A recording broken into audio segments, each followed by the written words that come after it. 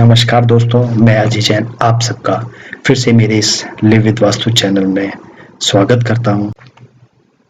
जैसा हम सभी जानते हैं, आज के इस कॉम्पिटिटिव वर्ल्ड में हर इंसान को पैसा कमाने के लिए पूरे दिन बहुत हार्ड वर्क करना पड़ता है और इस हार्ड वर्क के बाद उसे रात में अच्छी नींद आ सके, वह रिलैक्स कर सके, वह फिर से एनर्जी रिगेन कर सके नेक्स्ट डे के लिए, अच्छा प्रोडक्टिव काम करने के लिए। तो उसे एक अच्छे रूम की ज़रूरत होती है घर में, और उस रूम को हम मास्टर बेडरूम कहते हैं। हम साउंड स्लीप ले सकते हैं, हम पीसफुलनेस, हैप्पीनेस और प्राइवेसी के साथ रह सकते हैं। अब हमारे मन में एक क्वेश्चन आता है कि सारे घर की तो हमने वास्तु देख ली, बट मास्टर बेडरूम की वास्तु भी क्यों ज़रूरी है? तो हम सभी जैसा जानते हैं कि हमारी लाइफ का 1/3 पार्ट सोने में जाता है और वह हम बेडरूम में स्पेंड करते हैं, मास्टर बेडरूम में। इसीलिए इसे वास्तु के हिसाब से बनाना अति अनिवार्य है। और हम यह भी सभी लोग जानते हैं कि नींद हमारी ज़िंदगी में बहुत बड़ा रोल प्ले करती है। इससे हमारी मेंटल हेल्थ अच्छी होती है, फिजिकल हेल्थ हम मेंटेन कर सकते हैं और हमारी क्वालिटी ऑफ लाइफ को इम्प्रूव कर सकते हैं। अब हम इस चित्र के द्वारा समझेंगे कि मास्टर बेडरूम की सही लोकेशन कौन सी है। जैसा हम सभी जानते हैं, साउथ वेस्ट डायरेक्शन सबसे अच्छी जगह मानी जाती है मास्टर बेडरूम के लिए, और सेकंड चॉइस नॉर्थ वेस्ट होती है। नॉर्थ ईस्ट में हमें नहीं बनाना चाहिए और साउथ ईस्ट भी हमें अवॉइड करनी चाहिए। और चिल्ड्रन बेडरूम्स हम वेस्ट, नॉर्थ और ईस्ट डायरेक्शन में भी बना सकते हैं, और गेस्ट बेडरूम हम नॉर्थ वेस्ट डायरेक्शन में बना सकते हैं। जैसा मैंने पहले भी आपको बताया था, साउथ वेस्ट डायरेक्शन को अर्थ एलिमेंट रिप्रेजेंट करते हैं और इसके रूलिंग प्लेनेट हैं राहु, और यह सबसे स्ट्रॉन्ग और स्टेबिलिटी की डायरेक्शन मानी जाती है पूरे घर में। इसीलिए मास्टर बेडरूम के लिए यह सबसे उपयुक्त स्थान माना जाता है। यह स्टेबिलिटी देता है, अच्छी हेल्थ देता है, लंबी आयु देता है और प्रॉस्पर्टी देता है। जैसा हम सभी जानते हैं, नॉर्थ वेस्ट डायरेक्शन को एयर एलिमेंट रिप्रेजेंट करता है और इसके रूलिंग प्लेनेट है मून।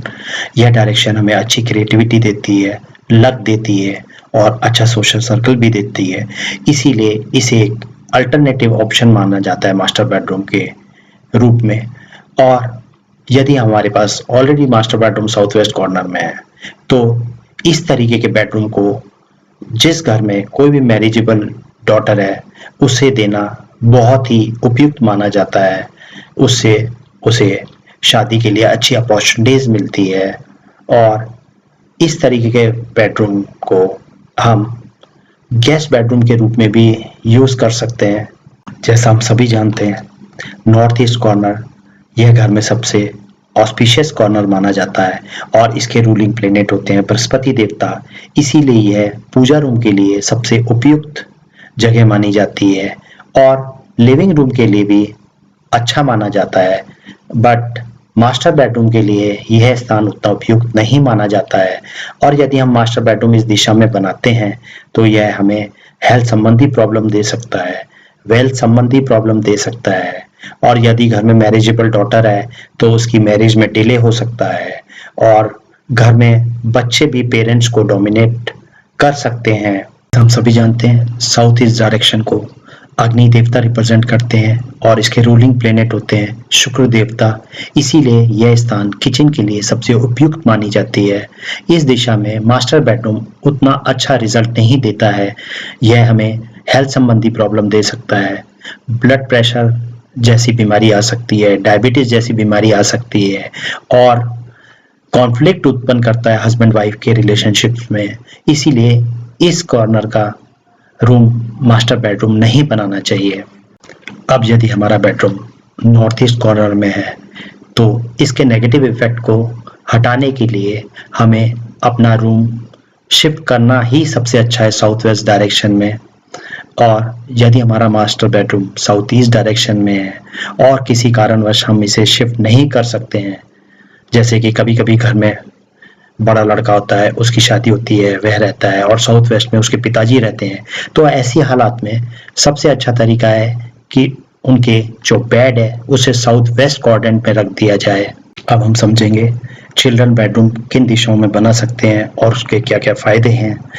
जैसे पहले भी हमने जाना था, अगर हम नॉर्थ वेस्ट बेडरूम को चिल्ड्रन बेडरूम बनाते हैं तो यह, अगर हमारे घर में कोई मैरिजेबल गर्ल है तो उसके लिए बहुत अच्छा माना जाता है, उसे अच्छी मैरिज की अपॉर्चुनिटीज़ मिलती हैं। और जो स्टूडेंट्स पढ़ाई के लिए या सेटल होने के लिए अब्रॉड जाना चाहते हैं उनके लिए भी अच्छा है। और इस कॉर्नर के रूम को हम गेस्ट बेडरूम के तौर पे भी यूज़ कर सकते हैं।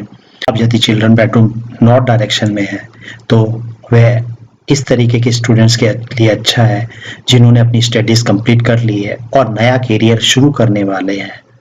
और यदि चिल्ड्रन बेडरूम ईस्ट डायरेक्शन में है तो हम जैसा सभी जानते हैं सूर्य देवता इस डायरेक्शन को रिप्रेजेंट करते हैं, तो वह ऐसे स्टूडेंट्स का इंटेलेक्चुअल लेवल बढ़ा देते हैं और वह अच्छी पढ़ाई कर पाते हैं, अच्छा रिजल्ट आता है उनका।